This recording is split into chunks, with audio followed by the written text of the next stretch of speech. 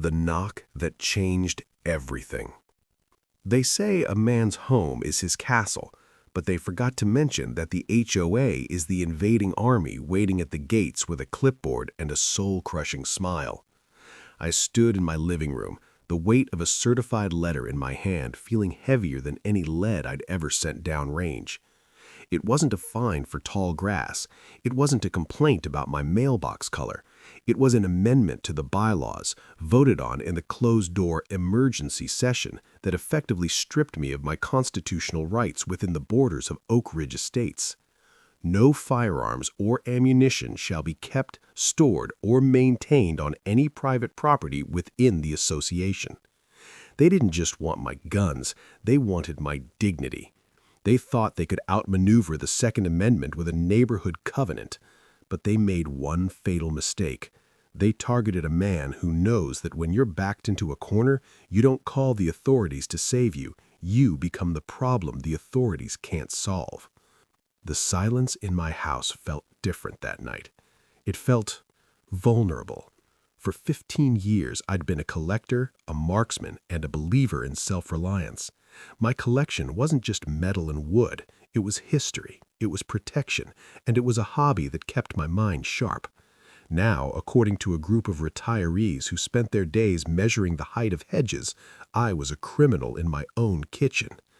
I looked at the framed photo of my grandfather in his uniform from the Big War. He didn't fight for a world where a community standards committee could override the Bill of Rights. The anger wasn't a flash. It was a slow, cold realization. My pulse didn't race. It slowed down, getting steady, the way it does right before you pull the trigger on a long-distance shot.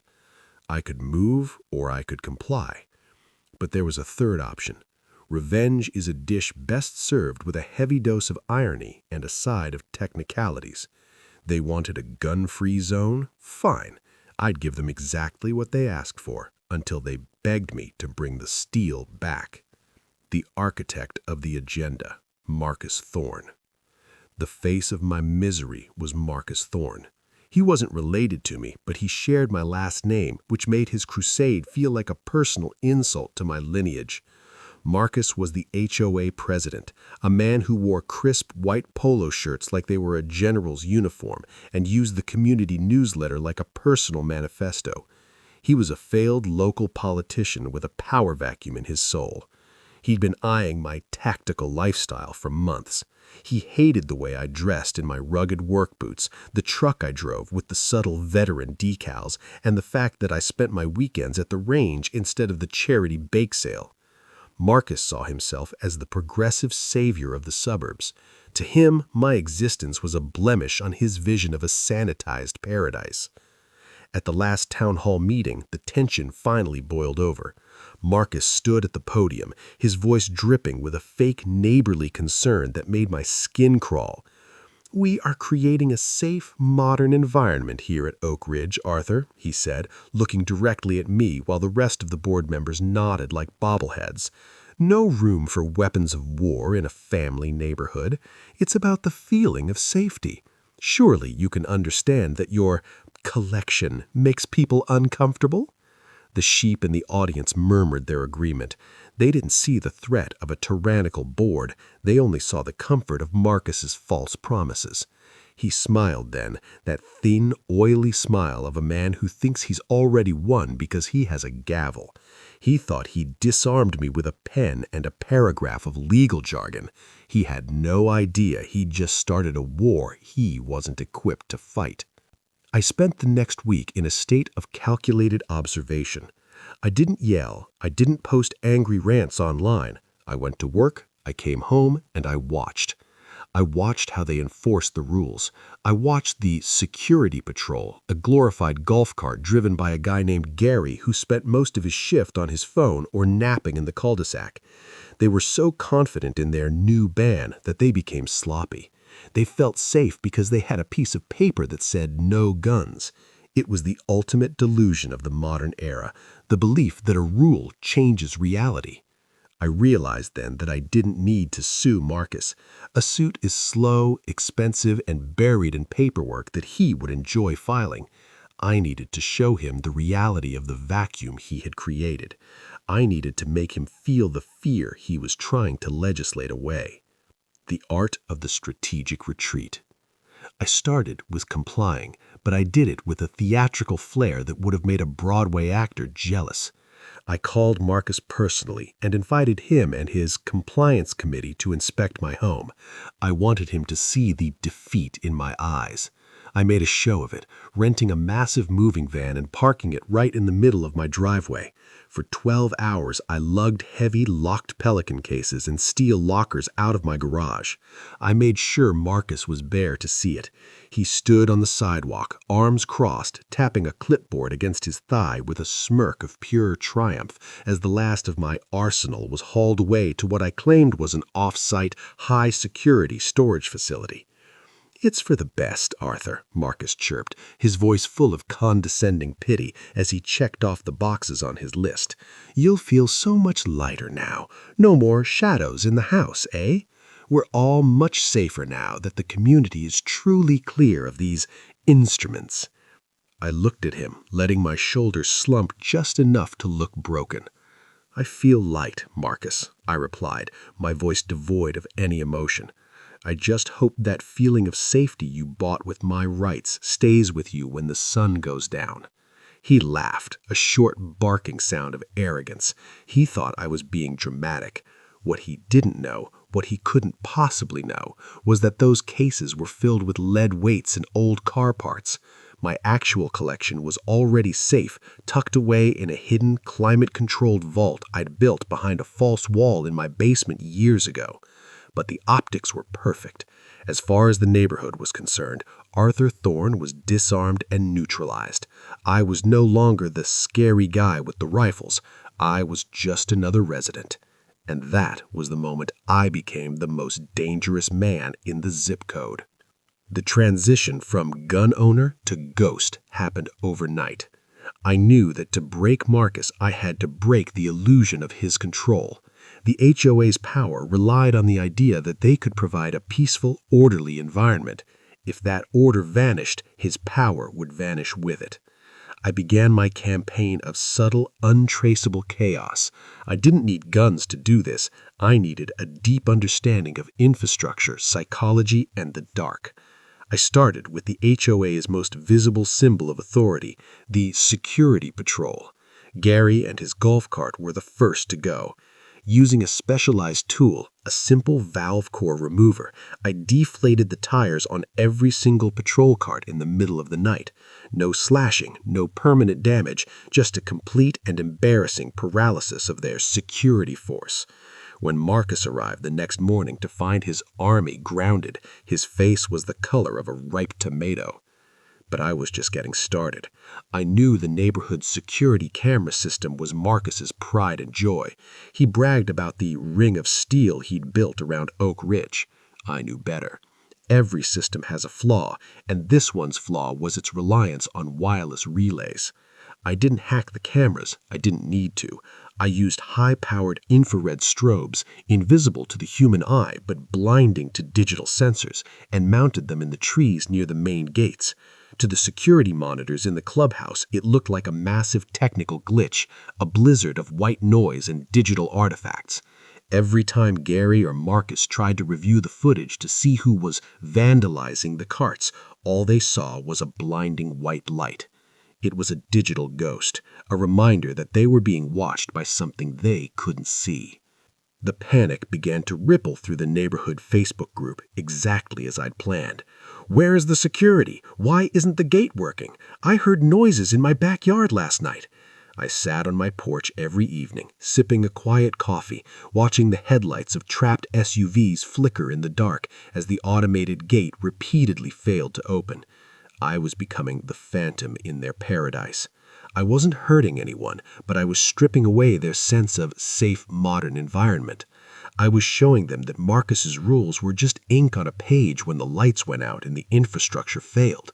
The no firearms bylaw was supposed to make everyone feel secure, but instead they felt more vulnerable than ever because they had no way to respond to the threat that seemed to be everywhere and nowhere. Marcus tried to double down, of course. Men like him don't admit mistakes, they just build bigger walls.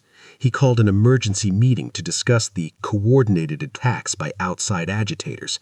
He looked terrible. His polo shirt was wrinkled, and the smugness in his eyes had been replaced by a twitchy, frantic energy.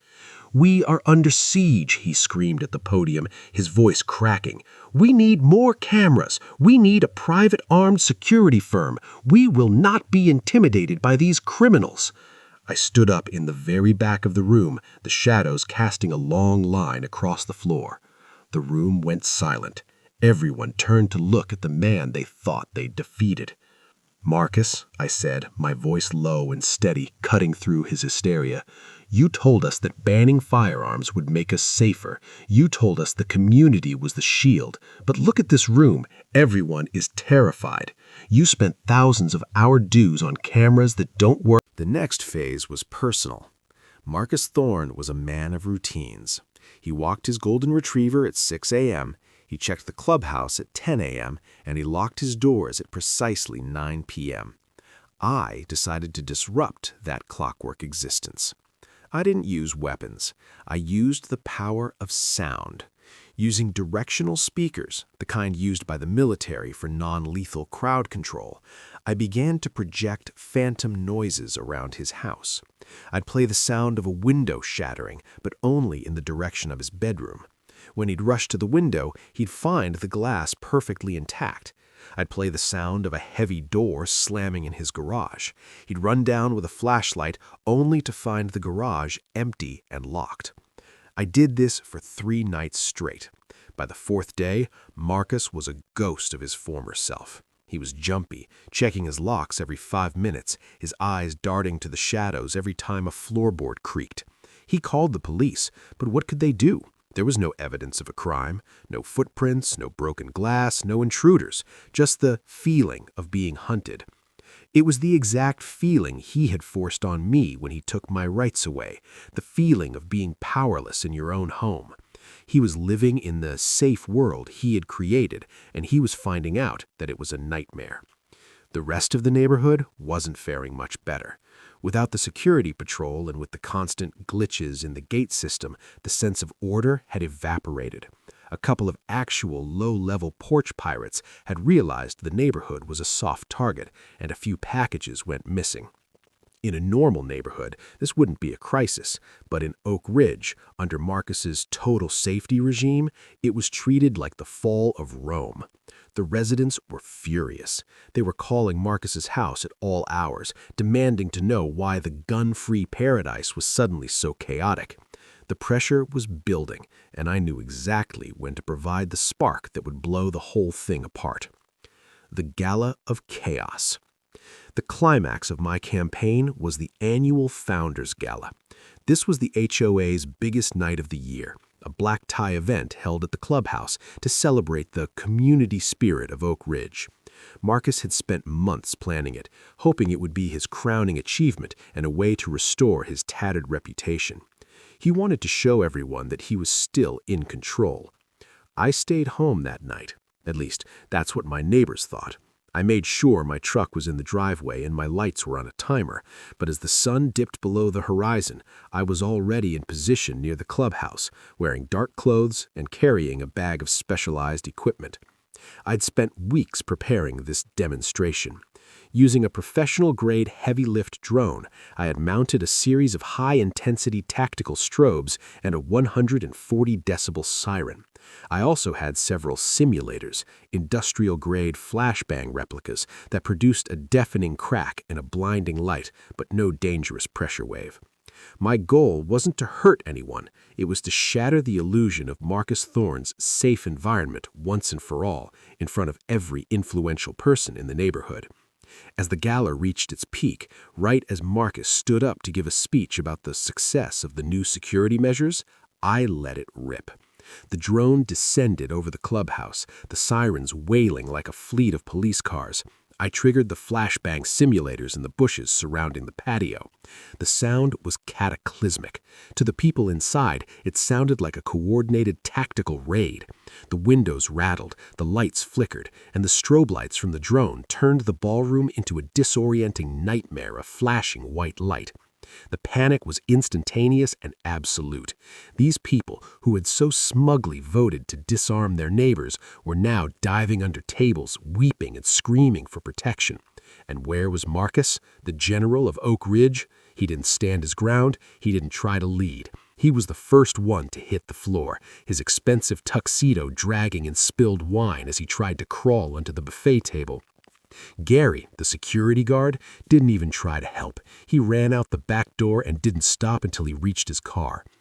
I waited for the perfect moment. I cut the sirens. I landed the drone. I walked into the clubhouse through the side door, dressed in a sharp suit, looking completely calm and unbothered. I walked through the chaos, the smell of sulfur from the simulator still hanging in the air. I walked straight to the main power breaker in the hallway and shut it all down. Total silence, total darkness. The only light came from the emergency exit signs, casting a red, hellish glow over the terrified crowd. I pulled out a heavy-duty tactical flashlight, the only weapon I brought. I swept the beam across the room, illuminating the terrified faces of my neighbors. I saw women crying, men trembling, and a room full of people who had all at once realized that their rules were a lie. I finally found Marcus. He was cowering behind a large decorative fern, his face pale and his breathing ragged. "Is everyone okay?" I asked, my voice cold and steady, echoing through the hollow room. "Arthur, thank God!" someone cried out from under a table. "Did you see them? Did you see the gunmen? They're everywhere." "There were no gunmen," I said, shining the light directly into Marcus's squinting, fearful eyes. "There was no one there but the wind and some noise. But look at yourselves. Look at your president. You gave up your fundamental right to protect yourselves for a feeling of safety, and the moment that feeling was challenged by a few lights and a loud noise, you collapsed. You aren't safe, Marcus. You never were. You just made sure that when a real threat comes, you'll be the first to die because you've forgotten how to be a man." I leaned down, the flashlight beam inches from Marcus's face. He was shaking so hard his teeth were chattering. "You can ban the tools, Marcus," I whispered so only he could hear, "but you can't ban the threat, and you definitely can't ban the man who knows how to handle it. This neighborhood is broken because you broke it. Now you're going to fix it, or I'm going to make sure every single person in this room remembers exactly how they saw you tonight, hiding behind a plant while they screamed for help." The Second Amendment strikes back. The aftermath was a massacre of a different kind, a political and social one. The no firearms bylaw wasn't just debated, it was shredded. The very next morning, the HOA office was flooded with resignations and demands for an emergency vote. People weren't just scared anymore, they were humiliated. They had seen the truth. They had seen that a gun-free zone is just a place where the vulnerable are gathered for the convenience of the predator. The vote to repeal the ban was held 48 hours later. It wasn't even close. It was a landslide. The residents didn't just want their guns back, they wanted the old Arthur Thorne back. They realized that having a man like me in the neighborhood wasn't a threat, it was an insurance policy. Marcus Thorne resigned to focus on personal matters and put his house on the market within a week. He couldn't walk down the street without seeing the reflection of his own cowardice in his neighbor's eyes. He had tried to play God with our rights, and he had found out that he was just a man with a clipboard and a lot of fear. I didn't need to fire a single shot to win. I didn't need the police to intervene. I used his own rules, his own psychological weaknesses, and his own arrogance. I showed them that the Second Amendment isn't just about owning a piece of metal. It's about the fundamental human right to not be a victim of anyone, whether it's a criminal in the street or a tyrant in a polo shirt. Today, my safes are back in my home, bolted to the floor where they belong. The security patrol has been replaced by a neighborhood watch of actual veterans and responsible owners who know how to handle a crisis. And every time I see a new resident moving in, I don't give them a fruit basket. I give them a copy of the Bill of Rights and a business card to the local range. Because at the end of the day, a castle is only as strong as the man willing to defend it. And in Oak Ridge Estates, we don't hide under tables anymore. We stand our ground.